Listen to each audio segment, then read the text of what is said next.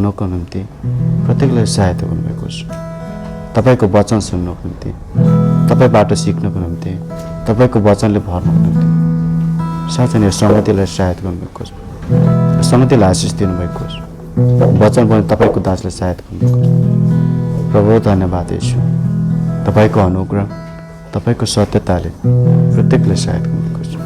अभिषेक गर्नुभएको छ। तपाईँको प्रशंसा गर्नु, तपाईँको आराधना गर्नुहुन्थ्यो। प्रभु धन्यवाद यो समयको लागि, दिनको लागि।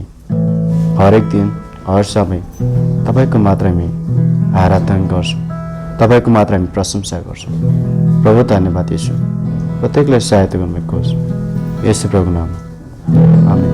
हुन्छ, हामी आफ्नो पामा खडा हुन सक्नुहुन्छ।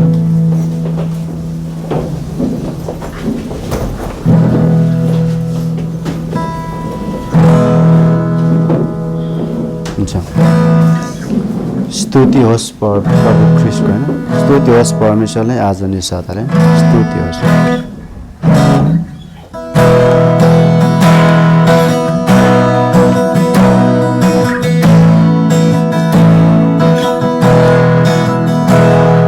स्तुति होस् परमेश्वरलाई आज नि सदालाई।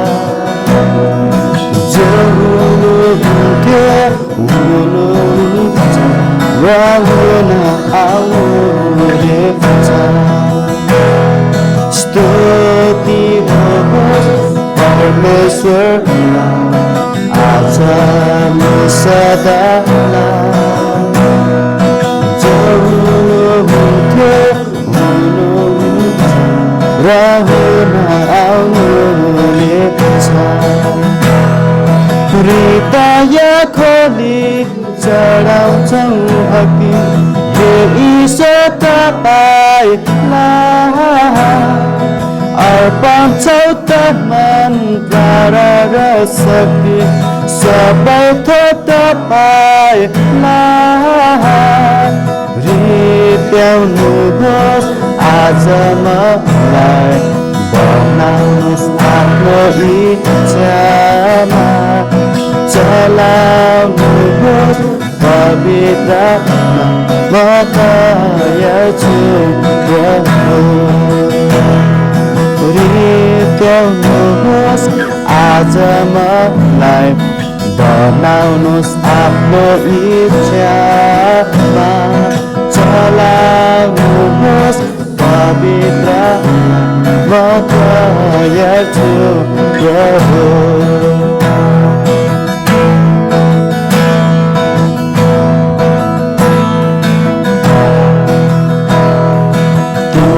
परमेश्वरले बिर्सेको छैन तिम्रो कुरा, भुलेको छैन तिमीलाई। तिम्रा परमेश्वरले बिर्सेको छैन तिम्रो कुरा, भुलेको छैन तिमीलाई। तिम्रा परमेश्वरले माग फेरि माग, खोज अझै खोज। माग फेरि माग, खोज अझै खोज। घरि घरि घाँस कच्चा, घरि घरि घाँस कच्चा। आमेन। साँच्चै नै हाम्रो परमेश्वर, होइन, कहिले हामीलाई बिर्सिनुहुन्न। त्यसका परमेश्वर भन्नुहुन्छ, मैले तिम्रो नाउँ मेरो पुस्तकमा लेखिएको छ। त्यसै गरेर हामी उहाँको आवाज सुन्नको निम्ति हामी यहाँ आउँदछौँ। प्रभु धन्यवाद येशू, होइन? उहाँको प्रेम कति महान छ। त्यो प्रेमको आवाज हामी सुन्न चाहन्छौँ। के हामी भन्न सक्छौँ, प्रभु मलाई जहाँ लान चाहनुहुन्छ त्यही जान तयार छु।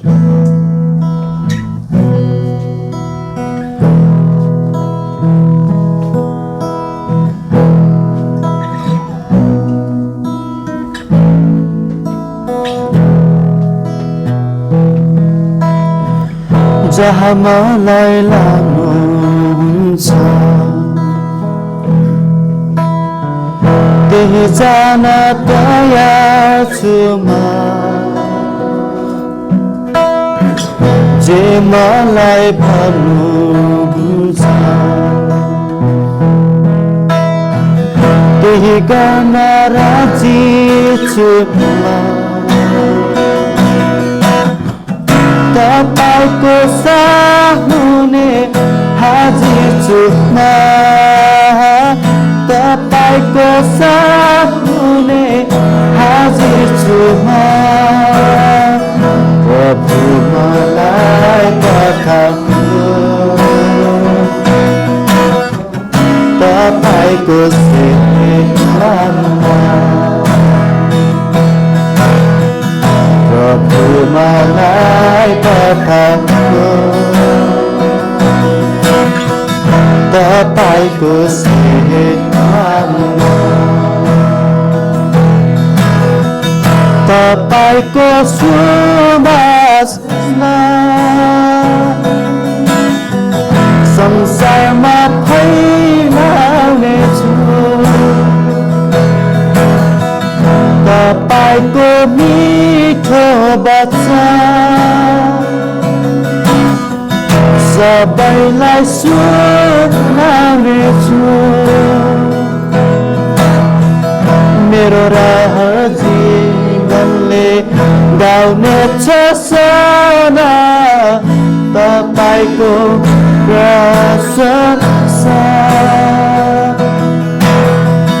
मेरो राह जीवनले गाउनेछ सदा तपाईको प्रशंसा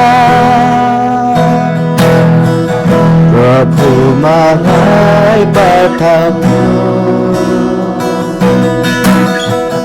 तपाईको सेवामा प्रभु मलाई पठाउनु तपाईको सेवामा सिंहासनमा विराजमान हुने परमेश्वरको प्रजानी सिंहासनमा विराजमान हुने परमेश्वरको प्रजानी आओ उनलाई पूजा भक्ति कहिले छोड्ने छैन हाम्रो हात आओ उनलाई पूजा भक्ति कहिले छोड्ने छैन हाम्रो हात उहाँको रगतले धोए पखालेको पवित्र जाति आदर प्रशंसा योग्य परमेश्वरको पुजारी हामी उहाँको रगतले धोए पखालेको पवित्र जाति आदर प्रशंसा योग्य परमेश्वरको पुजारी हामी सनातनदेखि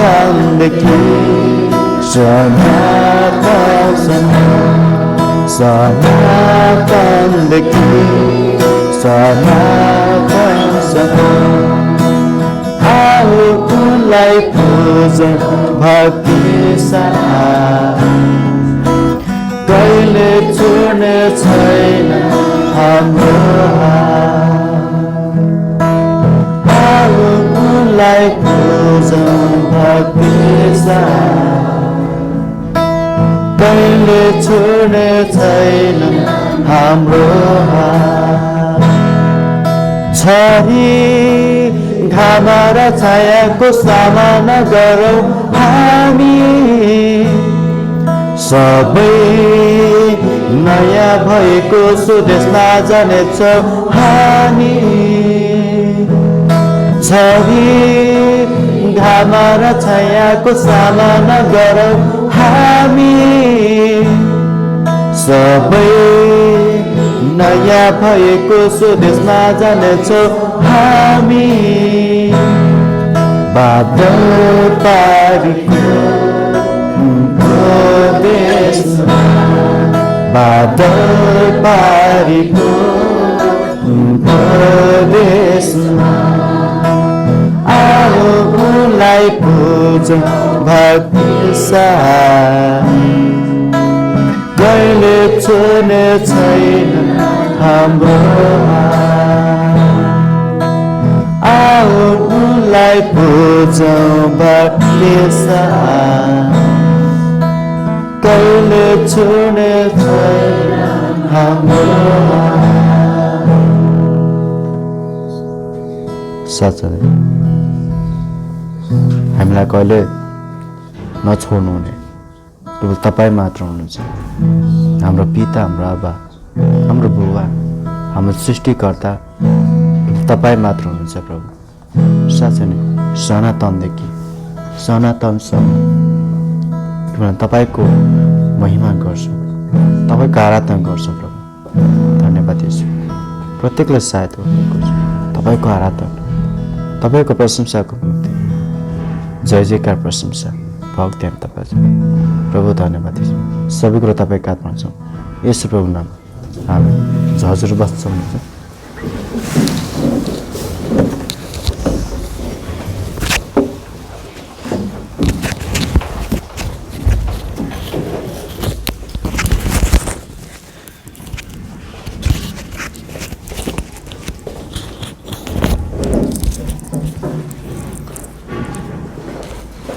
यहाँहरू सबैलाई जय मसीह प्रभुलाई धन्यवाद आजको दिनको लागि हामी एक स्टेप माथि आएका छौँ हैन हामी तल खोज्न थालेछौँ आएर अलि ढिलो भएर माथि सङ्गति कति आनन्द लाग्दो कुरा माथिल्लो कोठामा प्रभुको महिमा होस् हामी सबैजना आनन्दित छौँ र यहाँहरूलाई यो सङ्गतिमा स्वागत भन्दछौँ कोही पहिलोपटक हुनुहुन्छ भने हामी स्वागत गर्न चाहन्छौँ हुनुहुन्छ पक्कै पनि हुनुहुन्न र कतिजनाले हेर्दै हुनुहुन्छ यो लाइभ भने यहाँहरूलाई पनि एकदमै स्वागत छ हाम्रो ग्रेटर ग्रेसको यो सङ्गति मध्य हप्ताको सङ्गतिमा शनिबारको सङ्गति दुईटा भइराखेको छ 9 बजेदेखि र 11 बजेदेखि अनि बुधबारको सङ्गति यो मध्य हप्ताको सङ्गति पनि 11 बजेदेखि 12 बजेसम्म हुन्छ त्यस पछाडि दिदीबहिनी सङ्गति भइराखेको छ अनि आज बेलुका 7 बजे नै जुम कक्षा हामीले लिइराखेका छौँ धेरै अगाडिदेखि नै यहाँहरूलाई फेरि पनि स्वागत छ र कतिजना यदि जोडिनु भएको छैन यदि कन्फ्युजमा हुनुहुन्छ लिङ्क पाउनु भएको छैन भने पनि तपाईँ सम्पर्कमा आउन सक्नुहुनेछ भरे 7 बजेदेखि 7:15 भित्र हामी जोडिनेछौँ र रेडियोबाट पनि प्रचार भइराखेको छ सुसमाचार प्रचार पनि भइराखेको छ शुक्रबारको दिनमा यसरी हाम्रा सङ्गतिहरू अनि बाइबल कक्षाका विभिन्न विषयमा क्लासहरू पनि भइराखेका छन् यहाँहरूलाई यो सूचना हामी अवगत गराउँदै थोरै परमेश्वरको वचनबाट अलिकति पढ्न चाहन्छु यहाँ यिर्मियाको पुस्तक 4 अध्यायको 1 पदमा पढौँ अलिकति यिर्मियाको पुस्तक 4 अध्यायको 1 पदमा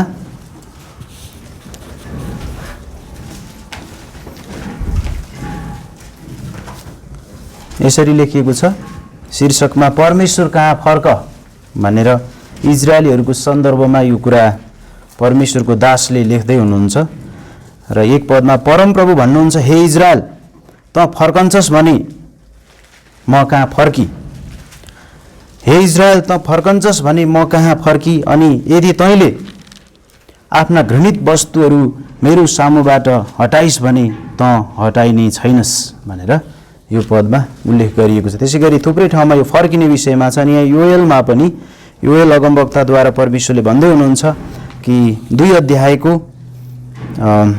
12 र 13 पदमा यसकारण अहिले पनि परमप्रभु भन्नुहुन्छ उपवास बस्दै रुँदै र बिलाप गर्दै तिमीहरू आफ्नो सम्पूर्ण हृदयले म कहाँ फर्क अनि आफ्ना वस्त्रहरू होइन तर आफ्नो हृदय च्यात र परमप्रभु आफ्ना परमेश्वर कहाँ फर्क आमेन परमेश्वर कहाँ फर्क अनि परमेश्वरतिर फर्किनु र अरू मानिसहरूलाई पनि फर्काउनु। यो विषय एकदम महत्त्वपूर्ण छ हैन। परमेश्वरतिर फर्किनु र अरू मानिसहरूलाई पनि फर्काउनु। हामी बितेको समयमा परमेश्वर विहीन थियो। यहाँ एफिसीको पुस्तकमा हामीले हेर्यौँ भने थुप्रै ठाउँमा अन्त पनि हामीले पाउन सक्छौँ कि हामी चाहिँ परमेश्वर रहित थियौँ, अर्थात् परमेश्वर विहीन थियौँ। हामीले यहाँ 2 अध्यायमा एफिसी 2 अध्यायमा हेऱ्यौँ भनेदेखि 2 पदमा ती पापैमा तिमीहरू बितेको समयमा यस संसारका रीतिअनुसार आकाशको अधिकारको शासक अर्थात् त्यस आत्माअनुसार हिँड्थ्यौ जसले अहिले ती आज्ञा नमान्ने सन्तानहरूमा काम गर्छ। त्यस पछाडि यहाँ 11 देखि हेऱ्यौँ भने पनि यसै कारण सम्झना गर बितेको समयमा तिमीहरू शरीर अनुसार अन्य जातिहरू थियौ अनि शरीरमा हातले गरिएको खतना भनिनेद्वारा तिमीहरू बिना खतनाका भनिन्थ्यौ। 12 पद त्यस समयमा तिमीहरू ख्रिस्ट विहीन थियौ, इजरायलको नागरिकताबाट अलग, प्रतिज्ञाका बाचाहरूबाट पराई, आशा नभएका र संसारमा परमेश्वर रहित थियो। अनि 13 पदमा तर अब त ख्रिस्ट येशूमा तिमीहरू जो बितेको समयमा टाढा थियो ख्रिस्टको रगतद्वारा नजिक पारिएका छौ। ख्रिस्टको रगतद्वारा नजिक पारिएका छौँ हामी चाहिँ। अनि एक समय हामी त्यो अवस्थामा जिउँथ्यौँ हैन। हामीलाई थाहा छ हाम्रा घृणित कार्यहरू कतिचोटि हामीले सम्झन पनि हैन सक्दैनौँ होला, कति धेरै हामी ती कुराहरूमा संलग्न हुन्थ्यौँ होला। केही सम्झना अहिले पनि हामीलाई छ होला, अर्थात् हामीले त्यो केही गरेनौँ जस्तो पनि हामीलाई लाग्छ होला। तर हामी पिता पुर्खादेखि नै हाम्रो पिता हैन हाम्रो पुर्खा अब्राहमदेखि नै हामी घृणित भएका थियौँ पापले गर्दाखेरि। अनि विभिन्न प्रकारका चालचलनहरूले गर्दाखेरि हामी परमेश्वरबाट टाढा भएका थियौँ। तर ख्रिस्टको प्रेम हाम्रो बीच परमेश्वरको प्रेम प्रकट भयो। ख्रिस्टको अनुग्रहद्वारा आज हामी नजिक भएका छौँ, परमेश्वरको समीपमा हामी जान सक्छौँ। अनि हिब्रू 4को 16मा हामीले हेऱ्यौँ भने पनि होइन अनुग्रहको सिंहासन अगाडि हामी जान सक्ने भएका छौँ। तर कतिपटक यहाँ पावलले कलसीको पुस्तकमा लेखे जस्तै होइन पवित्र जीवन जिउनको निम्ति जुन शिक्षाहरू उनले दिएका छन्, नसमात, नछो, नचाख भनेर होइन, ती कुराहरू व्यवहार गर्दा गर्दा के भएर जानेछन्? एकदम खतम भएर जानेछन्। तर तिमीहरू को हो? ख्रिस्टमा तिमीहरू के गरिएका छौ, के भएका छौ, त्यो कुरालाई याद गर। बितेको समयमा तिमीहरू यस्ता थियो। अनि कहिलेकाहीँ ती कुराहरूप्रति हाम्रो शरीरमा रहँदाखेरि फेरि पनि मन जान सक्छ होइन, त्योतिर हामी बरालिन सक्छौँ। इजरायलीहरूको सन्दर्भमा त्यस्तै कुरा भएको छ। परमेश्वरको महान कामलाई उनीहरूले भुलेका छन् र पटक पटक परमेश्वरलाई क्रोधित तुल्याउने काम गरेका छन्। तर हामी अहिले आएर अनुग्रहको समयमा नयाँ करारका विश्वासीहरू यो कुरालाई याद गरौँ कि परमेश्वरले हामीहरूलाई दिनहुँ अनुग्रह गरिराख्नु भएको छ। हाम्रा चालहरूलाई कतिचोटि हामी जाँचेर हेरिराखेका हुँदैनौँ। हामीले नगर्ने कुराहरू, परमेश्वरलाई दुखी तुल्याउने कुराहरू गरिराखेका पनि हुन सक्छौँ। अनि हामी फर्कन जरुरी छ। आफूले आफूलाई एकपटक हेर्न आवश्यक छ। प्रभु म कहाँ छु? कसरी म जिउँदैछु? के मेरो जीवनबाट ख्रिस्टको महिमा भइराखेको छ? म मानिसहरूलाई ख्रिस्ट प्रचार गर्दैछु मेरो जीवनबाट, या त मानिसहरूलाई ख्रिस्टको नाउँमा म बदनाम भइराखेको छु होइन? त्यसै कारणले हामीले आफूले आफूलाई हेर्नु आवश्यक, फर्किनु आवश्यक छ। त्यस पछाडि मानिसहरूलाई फर्काउन आवश्यक छ, फर्किनु आवश्यक छ। अनि मानिसहरू आज धेरै मानिसहरू विभिन्न कुरामा लागिराखेका छन्। अनि हामी ती मानिसहरूलाई फर्काउन सक्दछौँ। हामी परमेश्वरको वचनमा भएको कुरालाई हाम्रो हृदयमा राखेर होइन, परमेश्वरको वचनले जुन हाम्रो जीवनलाई परिवर्तन गर्छ त्यो कुरामा अडिग रहेर अर्थात् त्यसमा अडान लिएर हामी मानिसहरूलाई फर्काउन सक्दछौँ। त्यसैले परमेश्वरको वचनलाई हामी याद गरौँ कि हामी शैतानलाई ठाउँ नदिउँ होइन। कतिचोटि शैतानलाई ठाउँ दिने कुराहरू हाम्रो जीवनबाटै हुँदछ। अनि हामी शैतानले गर्दा त फलानु कुराले गर्दा भनेर हामी दोष पनि लगाउन पुग्दछौँ। अनि एकपटक मैले एउटा उदाहरण भनेको थिएँ। अनि भर्याङमा एकजना बुढी आमा बसेर होइन बाइबल पढिरहनु भएको रहेछ। अनि शैतान चाहिँ आएछ अनि आएर भनेछ कि बुढी माउ छिटो तल झर। अनि छिटो तल झर भन्छ। अनि तैँले भने मैले किन मान्ने भनेर बुढी आमाले उसँग तर्क गर्न थाले। तैँले भनेको किन मान्ने मैले? होइन खुरुक्क तिमी तल झरिहाल्नु भनेर शैतानले चाहिँ पटक पटक भन्यो। अनि त्यस पछाडि मान्दिनँ। अनि शैतानले चाहिँ दुखित हुँदै भन्यो अरे अहिले तिमी त्यहाँबाट लड्छौ अनि फेरि दोष मलाई नै लगाउँछौ होइन। जे कुरा गर्दा पनि कतिचोटि हामी आफू ती कुराहरू गर्छौँ, हामीलाई थाहा छ। अनि एफिसीमा पावलले त्यही भएर लेख्दछन् 5 अध्यायमा तिमी ज्योतिमा हिँड, तिमी बुद्धिमा हिँड होइन, तिमी बुद्धिमान चाहिँ हिँड भनेर, अनि प्रेममा हिँड भनेर त्यसरी लेखेका होइनन्। त्यसैले हामी कतिपटक हामीलाई थाहा भइ पनि यसो भन्ने, त्यसपछि बहाना गर्ने कुरा अर्थात् दोषारोपण गर्ने कुराहरू हामी गर्न पुग्दछौँ। तर परमेश्वर त्यो चाहनुहुन्न। हामी साँचो हृदयले फर्केको, उहाँको अनुग्रहमा जिएको र मानिसहरूलाई पनि फर्काएको परमेश्वर चाहनुहुन्छ। त्यसका हामी दिनहुँ मानिसहरूलाई फर्काउने क्रममा, मानिसहरूलाई ख्रिस्टको प्रेम बताउने होइन त्यो जिम्मेवारीमा छौँ र हामी आफै पनि त्यो प्रेममा हामी हिँड्नको लागि परमेश्वरसँग हामी प्रार्थना गर्न सक्छौँ। आमेन। हुन्छ, बाँकी समय हामी आदरणीय गणेश सरबाट सुन्नेछौँ। त्यस पछाडि रसु आउनुहुनेछ। जय मसीहहरू सबैलाई।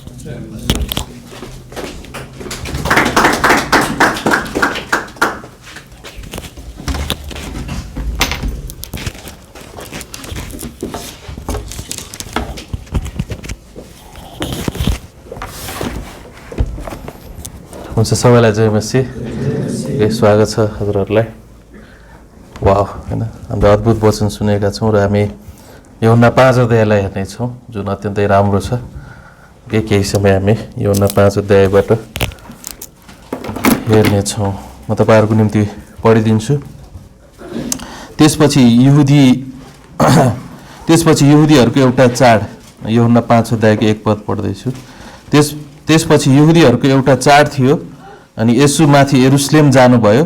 अब यरुशलेममा भेडा ढोकाको नजिकमा हिब्रू भाषामा बेथेस्दा नाम भएको एउटा दह थियो, जहाँ 5वटा दलानहरू थिए। ती भित्र रोगी, लङ्गडा र अङ्ग सुकेकाहरूको एउटा ठुलो भिड पानी कहिले छल्किएला भनी पर्खँदै पर्सिरहेको हुन्थे, किनभने बेला बेलामा एउटा स्वर्गदूतले दहभित्र ओर्लेर पानी खलबलाइदिन्थे। यसकारण पानी छचल्किएपछि जो भित्र पहिले ओर्लिन्थ्यो ऊ जस्तै रोगी लागेको भए पनि निको भइहाल्थ्यो। अनि त्यहाँ 38 वर्षदेखि रोग लागेको कुनै एउटा मानिस थियो।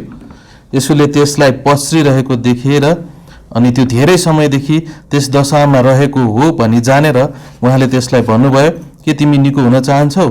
त्यस रोगी मानिसले उहाँलाई जवाफ दियो, हजुर, पानी छछल्किँदा मलाई दहभित्र ओह्राल्ने कोही मानिस छैन, तर म आफू आउँदा आउँदै मभन्दा पहिले अर्को ओर्ली जान्छ। यसोले त्यसलाई भन्नुभयो, उठ, आफ्नो ओछ्यान उठाऊ र हिँड।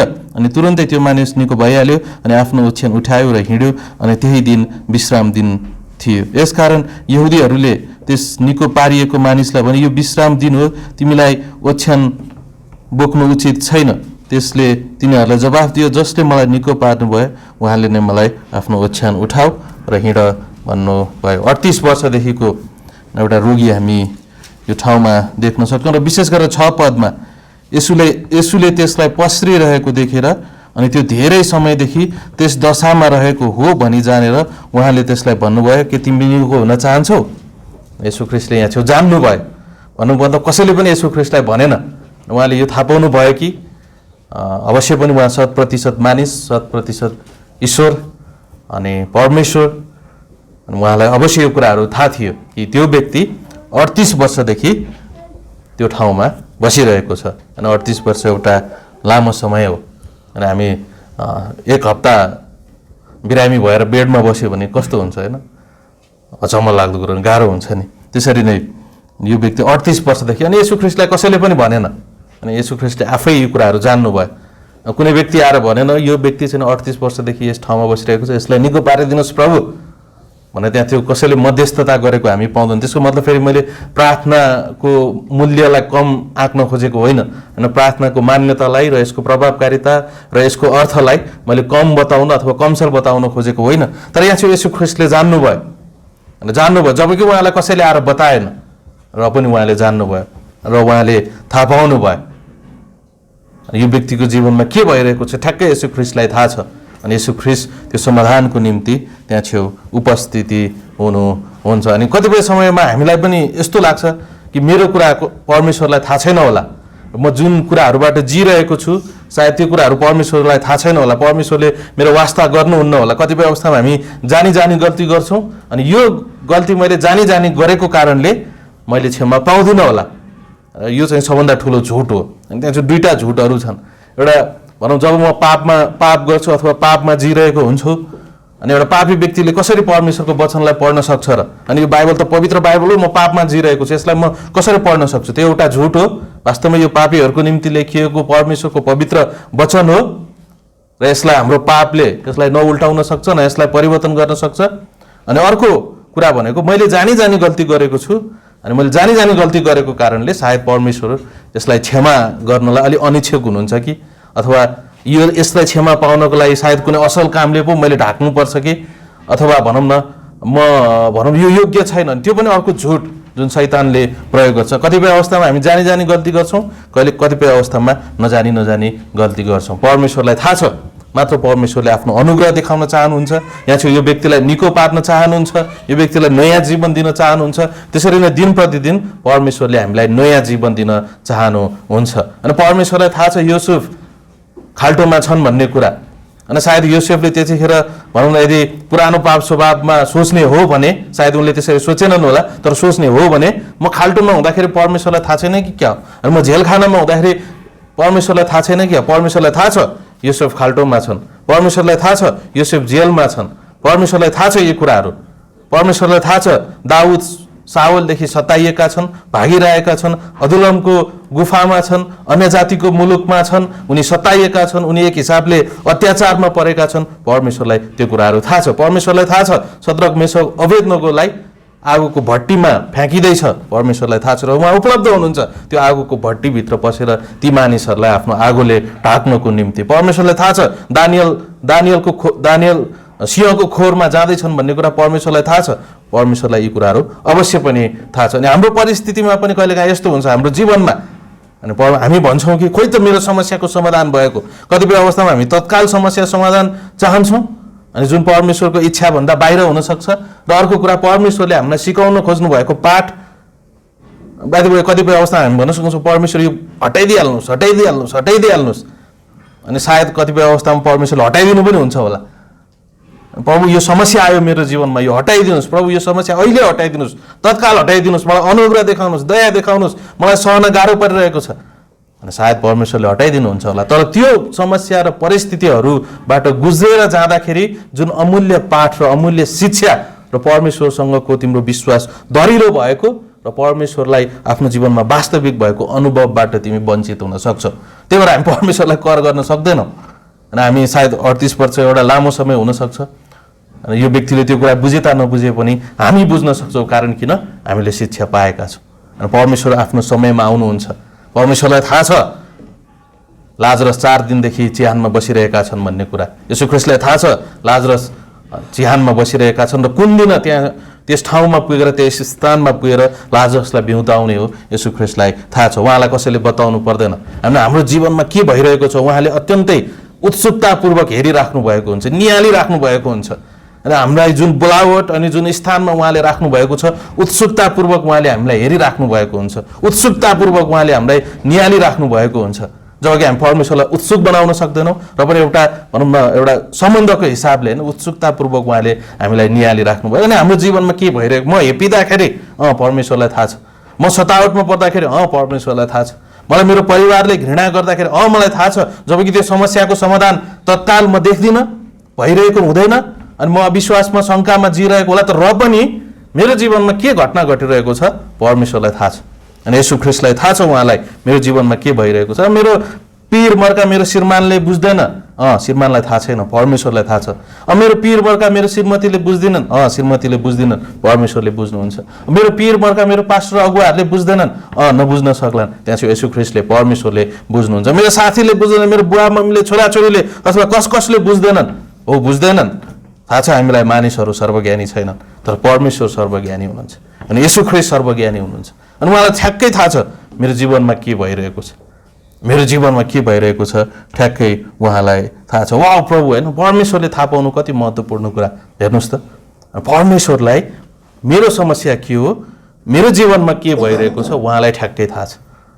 अनि म त्यस्तो परमेश्वरलाई पछ्याउन चाहन्छु जसले मलाई बुझ्नुहुन्छ। होइन अवश्य यहाँ छेउ अनि यसो ख्रिस्टले बुझ्नुहुन्छ, थाहा छ यो व्यक्तिलाई आवश्यकता छ, अनि यो व्यक्ति त्यहाँ छेउ बसिरहेको छ। वाव, अनि यसो ख्रिस्टले त्यो कुराहरू जान्नुहुन्छ। अनि यसो ख्रिस्टले अलिकति अनि यसो ख्रिस्टले भनेपछि तिमी निको हुन चाहन्छौ? अनि त्यस रोगी मानिसले उहाँलाई जवाफ दियो, हजुर पानी छछल्किँदा मलाई दहभित्र ओह्राल्ने कोही मानिस छैन। अनि त्यसपछि यो कुराहरू हामी पाउन सक्छौँ। यसो ख्रिस्टले 2 अध्यायमा एकजना व्यक्तिसँग कुरा गर्नुहुन्छ, र विशेष गरेर 2 अध्यायमा त्यहाँ छेउ भनौँ न भोजका मुखियाले भन्छन् कहाँबाट आयो, होइन एउटा कहाँबाट आयो यति मिठो। अनि 3 अध्यायमा निकोदेमसले भन्न सक्छन् कसरी मानिस फेरि जन्मिन सक्छ र, के आमाको कोखभित्र गएर पस्ने। अनि त्यसपछि 4 अध्यायमा सामरी स्त्रीले भन्छन् कसरी तपाईँसँग भाँडो छैन कसरी पानी उगाउन सक्नुहुन्छ। अनि त्यसपछि यहाँ चाहिँ यो व्यक्तिले भन्छन् पानी छ चल्तिँदाखेरि कसैले मलाई हालिदिने ठाउँ छैन। होइन त्यसपछि 6 अध्यायमा जब येशू ख्रीष्टले 5000लाई खुवाउनुहुन्छ भने एकजना चेला हिसाब किताब गर्नतिर लाग्छन्, कति खाना चाहिन्छ भनेर। यहाँ चाहिँ मानिसहरू स्वाभाविक सोचले अनि आफ्नो प्राकृतिक सोचले परिपूर्ण भएको हामी पाउँछौँ। अनि आज बिहान यो वचनको विषयमा जब म अझ मनन गर्दै थिएँ, अझ प्रगाड गर्दै थिएँ, मैले थाहा पाएँ कि मेरो हृदयभित्र एउटा खराब कुरा बसिरहेको छ। म तत्काल खराब र स्वाभाविक रूपले सोचिरहेको छु। अनि मेरो साथीहरूको बिचमा अथवा मेरो परिवारको विषयमा कतिपय अवस्थामा म आफ्नै विषयमा अनि म स्वाभाविक सोचले सोचिरहेको छु भन्ने मैले थाहा पाएँ। अनि मैले परमेश्वरलाई भने प्रभु मलाई सहायता गर्नुहोस् यो कुराहरू, अनि स्वाभाविक होइन, म आत्मिकी तरिकाले यसलाई बुझ्न सकूँ। अनि यस्तो लाग्छ परमेश्वरले भन्नुहुन्छ म तिमीलाई एउटा नयाँ ठाउँमा मण्डली स्थापना गर्नको निम्ति चलाउन चाहन्छु। अनि म भन्छु प्रभु मेरो गोजीमा पैसा छैन, म भन्छु मेरो श्रीमतीले मलाई जान दिन्नन्, म भन्छु मेरो भनौँ परिवारले मलाई जान दिँदैन, मसँग ज्ञान छैन, मसँग क्षमता छैन, अथवा मलाई कसैले सहायता गर्दैन। होइन, म तिमीलाई निको पार्न चाहन्छु। तर पानी छ चल्किँदा कसले त्यहाँ चाहिँ मलाई खसालिदिने? के तपाईँ कुरिराख्नुहुन्छ कतिखेर आउने हो अनि छचल्काइदिने हो? मलाई लाग्दैन कि यो वास्तविक हो भनेर। अनि यो छचल्किँदाखेरि त्यहाँ चाहिँ स्वर्गदूतले पानी आएर छचल्काइ, मलाई यो वास्तविक घटना हो जस्तो लाग्दैन। कारण किन, यो हामी पुरानो चर्मपत्रहरूमा पाउन सक्दैनौँ यो पद चाहिँ 4 पद। तर जे भए तापनि होइन, यो व्यक्ति पनि स्वाभाविक सोचले यहाँ चाहिँ भरिपूर्ण भएको हामी त येशू ख्रीष्ट गर्नुहुन्छ आत्मिक कुरा, येशू ख्रीष्ट गर्नुहुन्छ स्वर्गीय कुरा, येशू ख्रीष्ट गर्नुहुन्छ अनन्तको कुरा। अनि कतिपय अवस्थामा हामी पनि सामरी स्त्री जस्तै स्वाभाविक सोच, अनि निकोदेमस जस्तै स्वाभाविक सोच, यहाँ छेउ यो 38 वर्षको रोगीको पनि स्वाभाविक सोच, र 6 अध्यायमा एउटा चेलाको पनि स्वाभाविक सोच। जहिले पनि याद गरौँ परमेश्वरले के भन्नुहुन्छ, परमेश्वरले के खोज्दै हुनुहुन्छ, अनि त्यो निश्चयता हाम्रो जहिले पनि परमेश्वरले हामीलाई आत्मिकतातिर डोर्याउन चाहनुहुन्छ, जहिले पनि परमेश्वरले हामीलाई अनन्तका कुरातिर डोर्याउन चाहनुहुन्छ, निको पार्न चाहनुहुन्छ। यो चाहिँ अत्यन्तै अद्भुत कुरा हो। त्यही भएर प्रत्येक अवस्थामा जब म मेरो स्वाभाविक प्राकृतिक आफ्नै सोचमा निर्भर हुन्छु, त्यतिखेर म मनन गर्छु कि मेरा सोचहरूभन्दा परमेश्वरका सोचहरू महान छ, मेरा मार्गहरूभन्दा परमेश्वरका मार्गहरू धेरै महान छन्। म उहाँमा भर पर्न सक्छु, म उहाँमा भर पर्न सक्छु। अनि धेरै अवस्थामा हामीले यस्ता स्वाभाविक हाम्रा शरीरका प्राकृतिक होइन आफू निहित, आफू केन्द्रित, स्वार्थ केन्द्रित होइन सोचहरूलाई हामीले हटाउन जरुरी छ। अनि परमेश्वरले सहायता गर्नुहुन्छ त्यसलाई हटाउनको निम्ति, येशू ख्रीष्टले सहायता गर्नुहुन्छ त्यसलाई हटाउनको निम्ति। येशू ख्रीष्टको वचनले हामीलाई सहायता गर्दछ। त्यो हुनु गलत कुरा होइन हो, हामीसँग स्वाभाविक सोच छ, हो हामीसँग प्राकृतिक सोच छ, आफ्नै स्वार्थपूर्ण सोचहरू छन्, त्योबाट हामी टाढा जान सक्दैनौँ। त्यो छ, वास्तविकता हो, रहिरहन्छ जबसम्म हामी यो संसारमा रहन्छौँ। तर त्यसलाई परमेश्वरको सहायताले हामी दिन प्रतिदिन त्यो स्वाभाविक सोचहरूलाई हटाएर हामी आत्मिकी सोचहरूले, बाइबलका सोचहरूले भरिपूर्ण हुन्छ। अनि म बुझ्छु परमेश्वरले मेरो जीवनमा के गर्दै हुनुहुन्छ। अनि जब म आत्मिक सोचहरूले भरिपूर्ण हुन्छु भने मलाई थाहा छ येशू ख्रीष्टले मलाई निको पार्दै हुनुहुन्छ, मलाई थाहा छ येशू ख्रीष्टले मलाई डोर्याउँदै हुनुहुन्छ, मलाई थाहा छ येशू ख्रीष्टले नयाँ दिशातिर, मलाई नयाँ उद्देश्यतिर, नयाँ तरिका, नयाँ जीवनतिर उहाँले मलाई डोर्याउँदै हुनुहुन्छ। यो अत्यन्तै, त्यही भएर हामी स्वाभाविक सोचले भरिपूर्ण हुँदाखेरि हामी अरूको न्याय गर्न पुग्छौँ, स्वाभाविक सोचले भरिपूर्ण हुँदाखेरि हामी अरूलाई छिर्की लगाउन पुग्छौँ, स्वाभाविक सोचले भरिपूर्ण हुँदाखेरि परमेश्वरले मेरो जीवनमा के गरिराख्नु भएको छ अनि त्यसमा म अत्यन्तै धुलमुल भइरहेको हुन्छु, अत्यन्तै मलाई भरोसा गर्न, विश्वासमा रहिरहन गाह्रो परिरहेको हुन्छ। तर जुन बखत म येशू ख्रीष्टले देखाउनु भएको बाटोलाई बुझ्छु अनि त्यतिखेर मैले ओछ्यान बोक्छु। येशू ख्रीष्टले भन्नुहुन्छ उठ, आफ्नो ओछ्यान उठाउ र हिँड। यहाँ अचम्म लाग्दो कुरो अन्तिम सोच हो यो, ओके। त्यसपछि अब 5 मिनटमा यो अन्तिम सोच हो। येशू ख्रीष्टले भन्नुहुन्छ उठ, आफ्नो ओछ्यान उठाउ र हिँड, ओके। उठ, हिँड भनेको भए पनि त हुन्थेन त। येशू ख्रीष्टले यो व्यक्तिलाई निको पार्दाखेरि उठ, 8 पदमा उहाँले भन्नुहुन्छ उठ, आफ्नो ओछ्यान उठाउ र हिँड। किन ओछ्यान उठाउ उहाँले भन्नुभयो? अनि अत्यन्तै चाखलाग्दो कुरो छ। अवश्य पनि येशू ख्रीष्टले उठ र हिँड भनेको भए पनि के हुन्थ्यो? हुन्थ्यो नि, हुन्थेन र? येशू ख्रीष्टले बोल्नु भएपछि हुन्थेन। तर उहाँले भन्नुहुन्छ उठ र आफ्नो ओछ्यान उठाऊ। पहिलो कुरो यहाँ चाहिँ उहाँले यहुदीहरूलाई सुसमाचार सुनाउँदै हुनुहुन्छ, किनकि विश्राम दिन परेको छ। अनि यहुदीहरूले भन्छन् विश्राम दिनको दिनमा केही पनि उठाउनुहुन्न, यदि तिमीले केही उठायौ भने विश्राम दिनको उल्लङ्घन गर्यौ, तिमीले काम गर्यौ, जसको कारणले विश्राम दिन तिमीले उल्लङ्घन गर्यौ। तर सँगै फेरि याद गर्नुहोस् त 38 वर्ष भनौँ न कुनै मानिस कुजो छ, हिँड्न सकिरहेको छैन, अनि त्यो व्यक्ति 81 निको भयो भने के हुन्छ? एक्कासी निको भयो भने के हुन्छ? एक दिन म एक दिन म 3-4 दिनको लागि जेलमा परेको थिएँ अनि त्यसपछि बाहिर निस्किँदाखेरि वाह होइन 4 वर्षको जीवन बिताएर आएको जस्तो वाह होइन कति राम्रो होइन 38 वर्षदेखि। अनि यो व्यक्ति परिवर्तन भयो, यहाँ चाहिँ हिँड्ने भयो, कस्तो हुन्छ होला होइन? तपाईँले यदि यशाया 35 अध्याय पढ्नुभयो भने त्यहाँ चाहिँ येशू ख्रिस्ट जब मसीहको रूपमा यस संसारमा आउनुहुनेछ अनि उहाँले गर्ने चमत्कारहरूको विषयमा लेखिएको छ। अनि त्यही क्रममा भनिएको छ, यशाया 35 अध्याय पढ्नु होला। जब मसीह यस संसारमा आउनुहुनेछ लङ्गडाहरू चाहिँ बुद्रुक्क उफ्रिनेछन् भनेको छ। ठ्याक्कै त्यसरी भनिएको छ, अन्धाहरू निको हुनेछन् र लङ्गडाहरू बुद्रुक्क उफ्रिनेछन् भनेर त्यहाँ चाहिँ भविष्यवाणी गरिएको छ। अनि यहाँ पनि यो व्यक्ति बुद्रुक्क उफ्रिन्छ होइन, कति खुसी हुन्छ होला सोच्नुहोस् त। 38 वर्षदेखि थन्किएको व्यक्तिले जब निको हुन्छ भने के होला? अनि उसले ओछ्यान बोकेर हिँड्दाखेरि कति खुसी होला, हामी त्यसको अन्दाज गर्न सक्छौँ। वास्तवमा यही खुसी हामी हाम्रो नयाँ जन्ममा अनुभव गर्न सक्छौँ। अनि तपाईँले गर्नुभएको छ कि छैन मलाई थाहा छैन, तर छ। मैले धेरै गवाईहरू सुनेको छु ग्रेटर गेस्टकै पास्टरहरूद्वारा। जुन दिन हामीले नयाँ जन्म पाउँछौँ त्यो दिन यो खुसी हामीसँग हुन्छ। अनि नयाँ जन्मको खुसी, नयाँ जन्मको आनन्द र त्यसपछि जीवनभर परमेश्वरले दिने आनन्द, त्यसको कुनै सीमा हुँदैन। अनि व्यक्तिले ओछ्यान उठाउँछ अनि जान्छ, भन्नुको मतलब के हो? म चङ्गाइ भएँ हेर। अनि हिजो जुन कुरामा म पर्सिरहेको थिएँ आज त्यो कुरालाई म बोक्दैछु। हिजो जुन कुरामा म अल्झिरहेको थिएँ आज त्यो कुरालाई म बोकेर देखाउँदैछु संसारलाई कि म निको भएँ। अब जो कसैले पनि देख्न सक्छ, हिजोसम्म ओछ्यानमा पस्रिरहेको व्यक्ति सायद धेरै व्यक्तिले उसले उचालेर अर्को ठाउँमा लगिदिनु पर्ने थियो, तर यो व्यक्ति अब हिँड्दैछ। म मेरो नयाँ जीवनलाई र म मेरो नयाँ जन्मलाई, नयाँ जीवनलाई बोकेर हिँड्छु। अनि येशू ख्रिस्टले मलाई पापको दलदलबाट निकाल्नु भएको छ। येशू ख्रिस्टले क्रुसमा जे गर्नुभयो, उहाँको अनुग्रह, उहाँको कृपा त्यो मेरो जीवनमा छ। म त्यसलाई बोकेर हिँड्छु। म मानिसहरूलाई देखाउँछु, हेर मैले नयाँ जीवन पाएको छु। म सीमित व्यक्ति होइन, म कुनामा बसेर नकारात्मक सोच सोचेर परिस्थितिलाई मूल्याङ्कन गरिरहेको एउटा व्यक्ति होइन, तर म निको भएको व्यक्ति हुँ। मैले नयाँ जन्म पाएको व्यक्ति हुँ। मसँग नयाँ सोच छ, नयाँ जीवन छ, नयाँ मार्ग छ, नयाँ उचाइ छ, नयाँ दृष्टिकोण छ। हेर म निको भएको मानिस हुँ, म नयाँ जीवन पाएको मानिस हुँ। सबैले देख्न सक्छन् वाह। अनि जब यो व्यक्ति हिँड्दै गर्छ भने हिजोसम्म यो व्यक्ति त्यहीँ थलिएको थिएन र, हिजोसम्म यो व्यक्ति त्यहीँ सुतिरहेको थिएन र, आज किन उठ्दैछ? अनि त्यसपछि यहाँ चाहिँ यहुदीका शासकहरूले देख्न थाल्छन्, विशेष गरेर फरिसीहरू हुन सक्छन्। अनि उनीहरूले भन्छन्, याद गरौँ त, यहाँ चाहिँ यहुदीहरूले जे देख्नु पर्ने हो त्यो देख्दैनन्, जे नदेख्नु पर्ने हो त्यो देख्दैनन्। जे देख्नु पर्ने हो त्यो देख्दैनन् अनि जे नदेख्नु पर्ने हो त्यो देख्छन्। कसरी? यसरी 38 वर्षदेखिको रोगी, याद गर्नुहोस् त, ऊ अवश्य खुसी भएर ओछ्यान बोकेर वाह होइन दौडिँदैछ। वाह मैले निको पारेँ, बुद्रुकको उफ्रिँदैछ। मलाई लाग्छ यदि म 38 वर्षदेखि त्यसरी रोग लागेको थिएँ र मलाई कसैले निको पार्यो भने त यसरी कुद्छु अनि यसरी कुद्छु। अब त्यसको कुनै सीमा हुँदैन होइन। यति भनौँ न उफ्रिन्छु, यति कराउँछु, यति आनन्द लिन्छु अनि त्यसको कुनै भनौँ न सीमा हुँदैन। र अलिकति पछि गएर यो व्यक्तिले येशू ख्रिस्टलाई भेट्छ पनि। यहाँ थियो यहुदीहरूले 38 वर्षदेखि निको भएको मानिसको खुसीलाई देख्न छोडेर अनि उनीहरूले व्यवस्थाको नजरबाट हेर्दछन्। विश्राम दिनको दिनमा तिमी ओछ्यान उठाएर हिँड्ने, वा कुन सुन्दर कुरा छ। विश्राम दिनको दिनमा तिमीले ओछ्यान उठाएर हिँड्ने कि वा तिमी 38 वर्षदेखिको रोगीले निको भयो, तिमीलाई कसले निको पार्यो?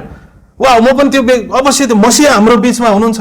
कारण यशाया 35 अध्यायमा यशायाले लेखेका थिए जब मसीहा आउनु हुनेछ लङ्गडाहरू बुद्रुकको उफ्रिनेछन्, अन्धाहरू निको, मसीहा हाम्रो बिचमा हुनुहुन्छ। अनि यिनीहरूलाई पुरानो करार थाहा थियो, त्यो दृष्टिकोणले उनीहरूले हेर्नुपर्ने थियो। अनि कतिपय अवस्थामा हामी पनि त्यही रूढिवादी सोचले मानिसहरूलाई मूल्याङ्कन गर्दाखेरि परमेश्वरले जुन कृपा, जुन दया, जुन आश्चर्य कर्म मानिसहरूको जीवनमा गर्नुभएको छ त्यसलाई हामी देख्दैनौँ। छ त्यो, तर जब म रूढिवादी सोचहरूले, परम्परावादी सोचहरूले, पुराना कुराहरूले अनि आफ्नो सोचलाई, एउटा स्वाभाविक सोचहरूले जब म कुनै कुरालाई हेर्छु भने मैले त्यहाँभित्र भएको जागृतिलाई देख्न सक्दिनँ अनि त्यहाँभित्र भएको नयाँ जीवनलाई म देख्न सक्दिनँ। कुन चाहिँ राम्रो? विश्राम दिनको दिनमा तिमी ओछ्यान उठाएर हिँड्ने भन्ने कि अनि यहाँ 38 वर्षदेखि तिमी थलिएका थियौ, वाह अनि तिम्रो जीवनमा परमेश्वरले कति ठुलो कृपा देखाउनु भयो, वाह होइन, तिम्रो जीवनमा परमेश्वरले कति ठुलो आश्चर्य कर्म गर्नुभयो, वाह मसिह हाम्रो बिचमा हुनुहुन्छ, कति ठुलो कृपा तिमीले पायौ, वाह होइन, पार्टी गर्नुपर्ने थियो होइन। तर हामी त्यो सोच यहाँ छेउ देख्दैनौँ। तर जे भए तापनि याद गरौँ, हामीसँग कृपाको दृष्टिकोण छ, हामीसँग येशू ख्रीष्टको दृष्टिकोण छ, हामीसँग नयाँ जीवनको सोच छ र अवश्य पनि हामी त्यसलाई सधैँ बोकेर हिँड्दछौँ र मानिसहरूलाई प्रस्तुत गर्दछौँ। प्रभु हामी धन्यवाद दिन्छौँ यो समयको निम्ति, सबै कुरा तपाईँको हातमा राख्दै माग्छौँ प्रभु येशू ख्रीष्टको नाउँमा, आमेन। हुन्छ, हामी पास्टर बुवालाई स्वागत गर्न सक्छौँ। जय मसीह। साँच्चै नै हामी एकछिन यही सोचलाई सोचौँ जुन सोचलाई हामीले सोच्नुपर्ने आवश्यकता छ, विचार गर्नुपर्ने आवश्यकता छ। याद गर्नुहोस्, कतिपय मान्छेहरूले यही किसिमको कुरालाई बुझ्न नसक्दाखेरि समस्या। एउटा मैले कथा, उहाँले वचन प्रचार गर्दा गर्दै एउटा कथा याद आयो। एउटा मान्छे, गाउँको मुखिया, एउटा ठुलो धनी मान्छे यात्रा गर्दै थियो घोडामा। त्यतिखेर अहिलेको जस्तो गाडी मोटरहरू थिएन। अनि घोडामा ऊ यात्रा गर्दै थियो अनि यात्रा गर्ने क्रममा चाहिँ ऊ एक दिन घोडाबाट लड्यो अनि उसको खुट्टा भाँच्यो। खुट्टा भाँचिसकेपछि उसको खुट्टा भाँच्यो, त्यसपछि चाहिँ अनि त्यसपछि हस्पिटलमा लग्यो उसलाई होइन। अनि प्लास्टरहरू लगायो अनि या अपरेसन गर्यो, जे होस् उसको खुट्टामा चाहिँ अपरेसन गर्ने क्रम भयो। तर त्यतिखेर एकजना मान्छे आएर चाहिँ के भन्यो भने, हेर्नुहोस् है, त्यो तपाईँको घरभन्दा पश्चिमपट्टिको बोक्सीले गर्दाखेरि तपाईँ लड्नुभयो, तपाईँको खुट्टा भाँच्यो भनेर चाहिँ त्यो कुरा हालिदियो एउटा मानिसले। अनि हालिदिइसकेपछि उसको विचारमा हो त नि, त्यो मान्छे मैले बिहान जाँदाखेरि निस्किँदाखेरि मेरो साथमा पनि थिए, त्यो मान्छे मैले देखेको पनि थिएँ, आखिर उसैले चाहिँ मलाई यस्तो काम गरिदिएर मेरो खुट्टा भाँच्यो। अनि त्यसपछि के भयो थाहा छ, उसले अनि खुट्टा भाँचिसकेपछि अनि प्लास्टर गर्यो, अपरेसन गर्यो, निको भयो। अनि तर उसले एउटा मनमा एउटा सोचमा चाहिँ के भन्दा, त्यसले मेरो खुट्टा भाँचिदिएको। त्यसपछि के भयो थाहा छ, उसको खुट्टा निको भयो, अब हिँड्न पनि सक्ने भयो, सबै कुरा पहिलाको जस्तै भयो। तर उसँग के कुरा निको भएन थाहा छ, त्यो खुट्टा भाँचिएको सोच निको भएन। अघि गणेश भाइले भन्नु त, पुरानो सोच, हामीसँग ख्रिस्टको मन भएको कुरा, हामीसँग परमेश्वरको उपस्थिति भएको कुरा, ख्रिस्टले हामीलाई अनन्त जीवन दिएर स्वर्गीय राज्यमा प्रवेश गरेको कुरा बिर्सेर अनि बगलीमा पैसा छैन, ल के गर्ने, प्रभुको यत्रो सेवा गरेको यही हो, कसैले मलाई वास्तै गर्दैन, यही हो। यस्ता सोचहरू हामीसँग आउन सक्छन्, दुष्ट सोचहरू, शैतानिक सोचहरू, जुन सोचलाई चाहिँ परमेश्वरले यही किसिमको कुराले चाहिँ तपाईँ र मेरो जीवनमा त्यो क्रिस्चियनहरूले पत्ता पाउनुपर्ने महत्त्वपूर्ण कुरो चाहिँ सोचको परिवर्तन हो। मतलब सोचको परिवर्तन भनेको जुन दिन तपाईँले येशू ख्रिस्टलाई विश्वास गर्नुहुन्छ त्यो दिन पवित्र आत्मा तपाईँसँग बस्नुहुन्छ। नम्बर 1 डुनामिस, तपाईँलाई सहयोग गर्न, सहायता गर्न उहाँ जहिले पनि तयार हुनुहुन्छ। अब तपाईँ र मेरो जीवन पवित्र आत्माको सामर्थ्यमा कि परमेश्वरको उपस्थितिमा कि त्यो पुरानो सोचमा अभिप्रेरित हुने, यो महत्त्वपूर्ण कुरा हो। यसलाई हामीले ध्यान दिनुपर्ने कुराहरू छ क्रिस्चियन जीवनको लागि। आजको मेसेजमा हामीले त्यो 38 वर्षसम्म याद गर्नुहोस्, उसले 38 वर्षसम्म ओछ्यानमा बसेको कुरा बिर्सियो, उसलाई मतलबै भएन। किन थाहा छ, उसले नयाँ जीवन पायो, उसले ओछ्यान बोक्यो। अब उसले ओछ्यानले 38 वर्ष उसलाई बोक्यो, तर उसले यसोले भन्नु तिम्रो ठाउँ हिँड। याद गर्नुहोस्, उसको जीवन परिवर्तन भयो।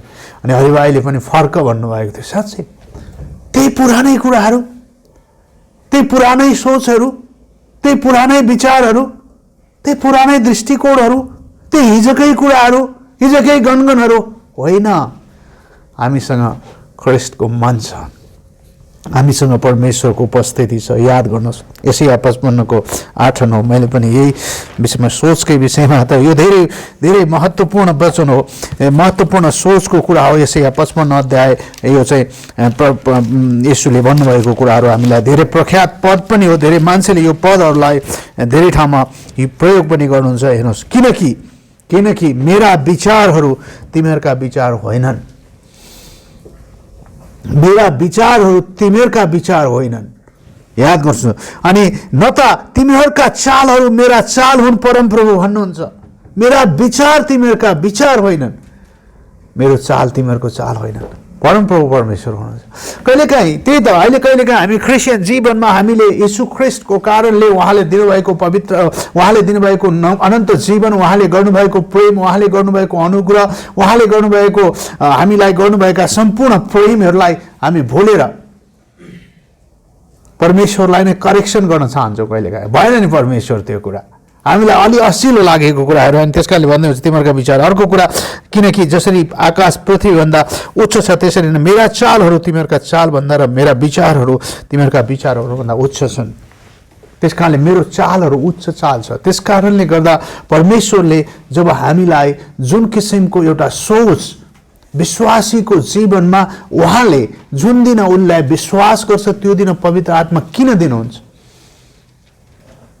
किनभने मानिसले अब त्यो सोचले सोचोस्, अब मानिसले त्यो दृष्टिले विचार गरोस्, परमेश्वर उसँग हुनुहुन्छ, पवित्र आत्माको अगुवाईमा उसले परमेश्वरको महिमा गर्ने काम गरोस्, पवित्र आत्माको सामर्थ्यमा सुसमाचार प्रचार गर्ने काम गरोस्, पवित्र आत्माको उपस्थितिमा गवाई दिने काम गरोस्, आफ्नै सोचमा होइन। एकचोटि मैले भनेको थिएँ, एउटा पास्टरले के भन्नु भने, मैले एउटा नयाँ ट्रिक अपनाएको छु सुसमाचार प्रचार। तपाईँको ट्रिकको आवश्यकता छैन, ख्रिस्टको आवश्यकता छ। तपाईँको सोचको परिवर्तित सोचको मतलब मलाई त्यो बोक्सीले मलाई लागेर मेरो खुट्टा भाँचिदियो जस्तो सोच होइन, मेरो खुट्टा निको भएको छ, म अहिले मेरो खुट्टा उसले जेसुकै भए पनि मेरो खुट्टा सोचको परिवर्तनको कुरा हो। त्यस कारणले तिमीहरूको विचार मेरो विचार होइनन्, तिमीहरूको सोचाइ मेरो सोचाइ होइनन्। त्यस कारणले तिमीहरूले दैनिक रूपमा बाइबल अध्ययन गर। किन? उहाँको सोचसँग हामीले आफ्नो सोच मिलाउन। आज पृथ्वीमा येशू ख्रिस्टले विश्वासीहरूको लागि दुईटा महत्त्वपूर्ण हतियार, दुईटा महत्त्वपूर्ण उपस्थिति सामर्थ्यलाई राखिदिनु भएको छ। एउटा बाइबल, दोस्रो पवित्र आत्मा, जसले विश्वासीलाई अगुवाई गर्नुहुन्छ, विश्वासीलाई सहायता गर्नुहुन्छ। कहिलेकाहीँ गणेश भाइले अघि भन्दै हुन्थ्यो, सोचमा आउने बित्तिकै कतै म रङ त छैन कि भनेर नसोचेर ठिकै हो त नि भने मेरो सोच मिसाइहाल्छु। परमेश्वरको सोच भन्दा नि, पवित्र आत्माको भरोसा गर्ने कुरा भन्दा नि, परमेश्वरको उपस्थितिको लागि भन्दा नि, त्यस कारणले परमेश्वरले भन्छ तिमीहरूका सोचहरू मेरा सोच होइन। याद गर्नुहोस्, यसो के अरे पावलले रोमी 12 अध्यायमा पनि यहाँ त्यसै कारणले यो कुरा महत्त्वपूर्ण कुरा क्रिस्चियन 11 अध्यायसम्म उनले रोमी 11 अध्यायसम्म पावलले के सिकायो भन्दा रोमन चर्चहरूलाई तिमीहरू बाइबलीय शिक्षा, बाइबलीय डक्ट्रिन, येशू ख्रिस्टले शिक्षालाई तिमीहरूले ध्यान देऊ। तिमीहरूको कारणले होइन, मानिस धर्मी भएको तिमीहरूको आफ्नो सोचले होइन, तिमीहरू धर्मी भएको तिमीहरूको कोसिसले होइन, ख्रिस्टको अनुग्रहले, ख्रिस्टको प्रेमले हो। तर 12 अध्यायमा आएर उनले अलिकति कुरा, अब तिमीहरू यस कारणले तिमीहरूले यो कुरा सोच, यो कुरा बच्चा, तिमीहरू ख्रिस्टमा बचाइएका छौ, तिमीहरू ख्रिस्टमा अनन्त जीवन पाएका छौ। तर तिमीहरूको सोचाइ 2 पद 12 को 2 मा, अनि यस संसारसित एकनासी नहो। संसारको मान्छेको एउटै धारणा होला, जुन धारणा होला त्यही धारणासँग तिमीले सहमत नहो, मन नमिलाओ। सुन्नुहोस् है, एकनासी नहो, तर परमेश्वरको असल ग्रहणयोग्य सिद्ध इच्छा के रहेछ सोच जाँचेर थाहा पाउनलाई आफ्नो मनको नयाँ हुवाईद्वारा तिमीहरू बदली हुँदै जाओ। मतलब तिमीहरूसँग पवित्र आत्मा हुनुहुन्छ, ख्रिस्ट तिमीहरूसँग हुनुहुन्छ, परमेश्वरको उपस्थिति तिमीहरूसँग छ। हो त्यो कुरालाई बढावा दियो, त्यो कुरालाई तिमीले प्रशय दियो। पवित्र आत्माले मलाई अगुवाई गर्नुहुन्छ। पवित्र आत्माले प्रेरित 1:8 मा जब तिमीहरूले पवित्र आत्मा पाउनेछौ तिमीहरूले सामर्थ्य पाउनेछौ र यरुशलेम, यहुदिया, सामरिया र पृथ्वीको पल्लो छेउसम्म तिमीहरू मेरो साक्षी हुनेछौ, गवाही हुनेछौ। ख्रिस्टले गरेको कार्यलाई तिमीहरू प्रचार गर्नेछौ। ख्रिस्टले तिम्रो जीवनमा गरेको कुरा, जसरी त्यो 38 वर्षदेखि त्यो पर्सिरहेको उसले के गर्यो, उसले 38 वर्षको उसले दुःख सधैँ सम्झिरह्यो। 38 वर्षसम्म म कतिचोटि त्यो बेथेस्दाको पानी छचल्किन जान चाहे, तर मलाई कसैले लगेन। तैँले मलाई यसुले लानुभयो भन्ने कुरा मात्रै गर्यो कि 38 वर्ष जान नपाएको कुराले बढी प्रसार, उसलाई मतलब भएन 38 वर्ष जेसुकै होस्। तर यो समय यसो ख्रिस्टको कुरालाई उसले भने, उहाँको सोचलाई उसले म नयाँ भएको छु, म ओछ्यान उठाएर हिँडेको छु। त्यस कारण हरेक विश्वासीको यो कुरालाई जहिले पनि हामीले गवाही हुन, साक्षी हुन, परमेश्वरको कुरालाई अगाडि लिएर जानको लागि आवश्यक छ। संसार चाहिँ एक न, संसारले हामीलाई काम नलाग्ने मान्छे केही पनि फरक पर्दैन। हाम्रो घरको परिवारले, काम नलाग्ने मान्छेभन्दा केही पनि फरक पर्दैन। हाम्रो शरीरले हामीलाई दोष दिँदा हामीलाई केही पनि फरक पर्दैन। हामीसँग संसारको विजेता ख्रीष्ट र पवित्र आत्मा हामीसँग हुनुहुन्छ, हामीसँग बाइबल छ। त्यस कारणले हामी नयाँ सोच, हामी नयाँ भएको कुरालाई हेर्नेछौँ। त्यसको पावलले रोमी चर्चलाई भन्छ संसारसँग एकनासी नहो, तिमीले संसारको कुरालाई नसोच, तिमीहरू परिवर्तित मानिसहरू। याद गर्छ, आफ्नो मनको नयाँ होवाइद्वारा भन्छन् होइन, आफ्नो मनको नयाँ होवाइद्वारा तिमीहरू परमेश्वरको महिमाको काम गर। त्यसै गरी याद गर्नु, दोस्रो राजा 5 अध्यायमा एउटा सोचको कुरालाई हामी हेर्न सक्छौँ। दोस्रो राजा, किनभने नमान जसलाई चाहिँ एउटा यहुदी, एउटा इजरायली बन्दी परेकी एउटा, उसले के भन्यो भने इजरायलको परमेश्वरले तिमीलाई निको पार्नेछ, इजरायलको परमेश्वरले, होइन। याद गर्नुहोस्, यो एउटा अलिकति यसलाई अलिकति त्यहाँ सोचको कुरा अलिकति आउँछ। हेर्नुहोस् है,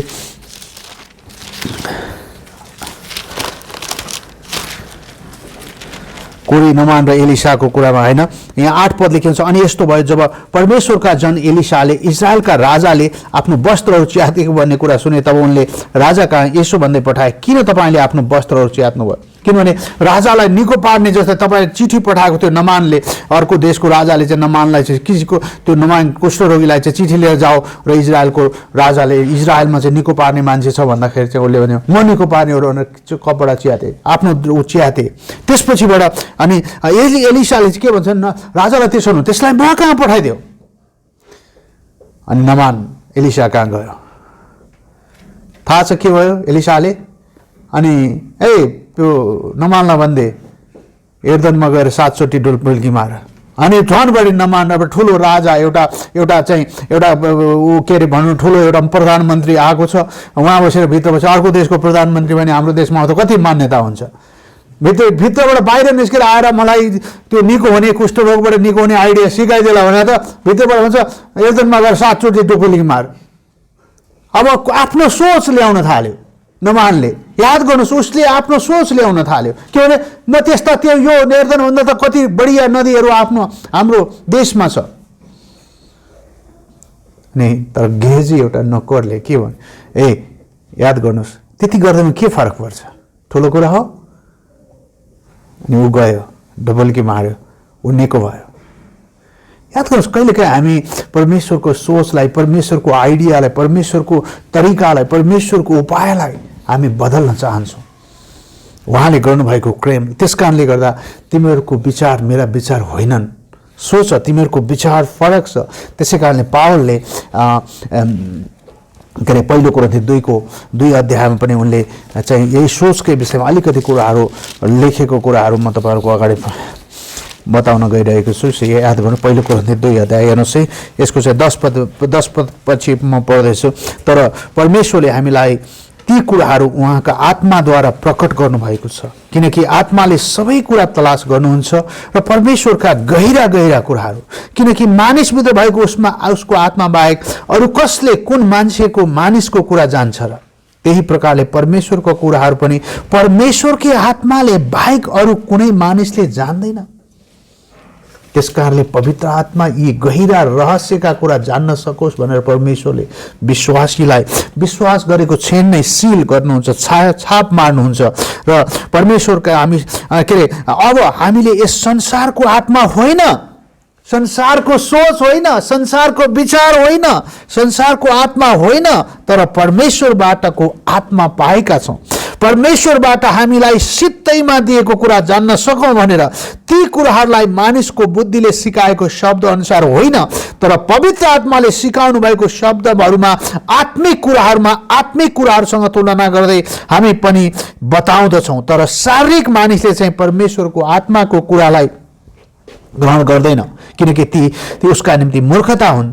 न त उसले ती जान्न नै सक्छ, किनकि ती आत्मिक रीतिले जाँचिँदैन। तर आत्मिक मानिस सबै कुरा जाँच्दछ, तर पनि ऊ आफै चाहिँ कोही मानिसद्वारा जाँचिँदैन, किनकि कसले प्रभुको मन जानेको छ? प्रश्न चिन्ह, कसले जानेको छ र? कसले उहाँलाई शिक्षा दिन सक्छ र?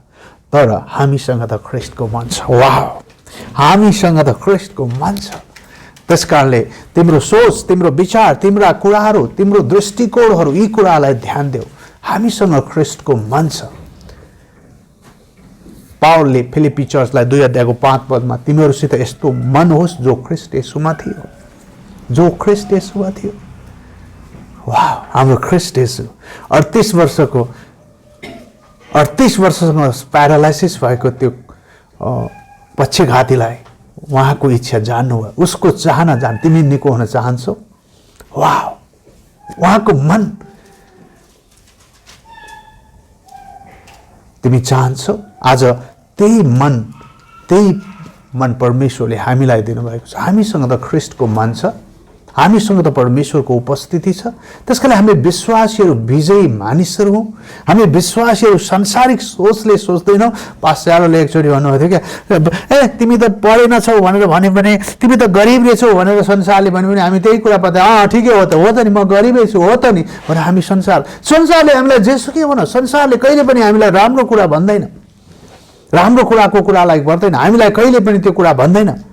तर हामीसँग त्यो सोच होइन। हामीसँग पवित्र आत्मा हुनुहुन्छ, हामीसँग परमेश्वरको उपस्थिति छ, हामीसँग परमेश्वरको प्रेम छ। कहिले हामीले सोचेको छ उहाँको अनुग्रहलाई, उहाँको प्रेमलाई, उहाँको दयालाई, उहाँको कृपालाई हरेक विश्वासीले यो कुरा सोचोस्, यही कुराद्वारा अभिप्रेरित होस्।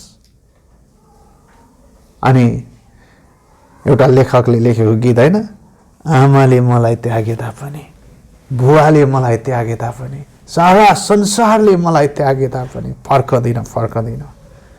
किन थाहा छ? ख्रिस्टले जुन प्रेमले मलाई प्रेम गर्नुभएको छ, जुन अनुग्रहले उहाँले मलाई अनुग्रह गर्नुभएको छ, यो महत्त्वपूर्ण कुरा हो प्रियहरू। त्यसकारणले हाम्रो सोचहरू, हाम्रो विचारहरू संसारका सोचतिर अभिप्रेरित नगरौँ, संसारका कुरातिर अझ धेरै मन नलगाऊ, संसारको सोचतिर मन नलगाऊ। मैले एउटा कुरा तपाईँहरूलाई भनेको थिएँ, एकचोटि तपाईँ कुनै ठाउँमा जानुहुन्छ, कोही मान्छेसँग 3 दिन बस्नुहुन्छ भने तपाईँले उसको सबै आनी बानी सब सिक्नुहुन्छ। सांसारिक मानिसले जति हेलमेल गर्नुहुन्छ, त्यस कारणले सङ्गतिको आवश्यकता यस कारणले छ हामीलाई। सङ्गति, विश्वासीहरूसँगको सङ्गति, यीशु ख्रिस्टमा विश्वास गर्ने व्यक्तिहरूसँगको सङ्गतिको आवश्यकता छ। त्यस कारणले बाइबल अध्ययन आवश्यक छ हाम्रो लागि। त्यस कारणले बाइबल परमेश्वरको वचन हाम्रो लागि पर्याप्त छ, महत्त्वपूर्ण छ। त्यस कारणले ख्रिस्टले हामीलाई यहाँ राख्नुभएको छ प्रियहरू। हामी नयाँ मानिस छौँ, नयाँ सोच छ हामीसँग, नयाँ जीवन छ हामीसँग। अघि गणेश भाइले पनि बताउनु भएको थियो, नयाँ जीवन छ हामीसँग, स्वर्ग छ हामीसँग, परमेश्वरको उपस्थिति छ हामीसँग, परमेश्वरको प्रेम छ। वाउ, अब हामी चिन्ता गर्दैनौँ, हामी फिक्री गर्दैनौँ, किनकि परमेश्वरमा हामीलाई परमेश्वरले कहिले पनि नचोड्ने, कहिले पनि नत्याग्ने प्रतिज्ञा हाम्रो जीवनमा परमेश्वरले गर्नुभएको छ। आमेन। हुन्छ, हामी तपाईँलाई धन्यवाद चढाउँदै जय जयकार गर्नेछौँ। हामीलाई सहायता गर्नुहोस् परमेश्वर पिता, अनुग्रह गर्नुहोस् परमेश्वर पिता, आशिष दिनुहोस् परमेश्वर पिता। तपाईँको सोच, तपाईँ हामीप्रति धर्मी, हामीप्रति अनुग्रही हुनुहुन्छ, हामीलाई प्रेम गर्नुभएको छ, हामीलाई आशिष दिन चाहनुहुन्छ प्रभु। हामी यो समय तपाईँलाई धन्यवाद चढाउँछौँ, तपाईँकै महिमा गर्दछौँ। हामीलाई लिनुहोस् परमेश्वर पिता, तपाईँको उपस्थितिमा हामीलाई राख्नुहोस् प्रभु, तपाईँको सत्यतालाई बुझ्न सकौँ प्रभु। जसरी त्यो 38 वर्षसँगको त्यो पक्षघातीले यीशुलाई विश्वास गर्यो, उसले नयाँ जीवन पायो, त्यसै गरी हामीलाई पनि थुप्रै वर्षदेखि हामी पनि त्यही रूपमा प्यारालाइसिस भएका थियौँ, पक्षघात भएका थियौँ, र ख्रिस्टले हामीलाई भन्नुभयो आफ्नो ओछ्यान उठाएर जाओ, तिमी साक्षी हो, तिमी गवाही हो, तिमीले यीशु ख्रिस्टको बारेमा मानिसहरूसँग बताओ प्रभु। त्यही बताउने सामर्थ्य हामीलाई दिनुहोस्, सुसमाचार प्रचार गर्ने, गवाही हुने सामर्थ्य हामीलाई दिनुहोस्, र तपाईँको सोचले अभिप्रेरित भएर अगाडि जानलाई हामीलाई अगुवाई गर्नुहोस्। धन्यवाद, यो सबै कुराको लागि धन्यवाद चाहँदै सम्पूर्ण कुरा तपाईँको हातमा राख्दछौँ। आजको सङ्गतिमा आउन नसक्नुभएका तपाईँका दासहरूलाई सहायता गर्नुहोस्, तपाईँका जनहरूलाई लिनुहोस् प्रभु, तपाईँको महिमा गर्ने कुरामा अगुवाई गर्नुहोस्। साँच्चै नै हामीलाई तपाईँको सत्यतालाई अझै अगाडि जाने कुरामा आशिष दिनुहोस्। धन्यवाद, आजको दिनसम्म दिनुभएका सबै कुराहरूको लागि धन्यवाद चाहँदै हाम्रो भेटी प्रभु हामी तपाईँको चरणमा अर्पण गर्दछौँ। हामीलाई लिनुहोस्, बेटीहरूलाई आशिष दिनुहोस्, अनुग्रह गर्नुहोस्, सहायता गर्नुहोस्। धन्यवाद सबै कुराको लागि। ख्रिस्ट येशूको नाममा, आमेन।